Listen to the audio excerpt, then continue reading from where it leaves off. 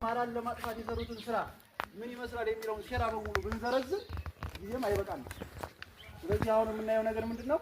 አሁን ላለንበት ነገር የምንዳረስበት አስፈላጊ ሊሆን የሚችል ነገር ብቻ ብሪክ እያደረግን እናያለን ማለት ነው። ስለዚህ አሁን እኛ አማራ የሚለው ነገር አሁን ላይ እየገነነ መጥቷል ማለት ነው። አማራ የሚለው ነገር እየገነነ የመጣው በዘፈቀደ ሳይሆን ግዴታ መሆን ስላለበት አሁን ያለንበት ጊዜ ይሄን እንድንል ስለሚጋብዘን ይሄንም መሆን ስላለብን አሁን እኛ አማራ በሚለው አቋም ላይ ቆመናል ማለት ነው።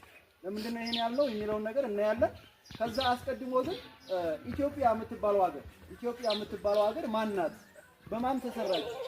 ያቺ ታላቅ ኢትዮጵያ ማን ነበረች? የሚለውን ነገር ቀንጨብ አድርገን ኢትዮጵያ የሚለውን እናይና ወደ አማራ እንደረደራለን ማለት ነው።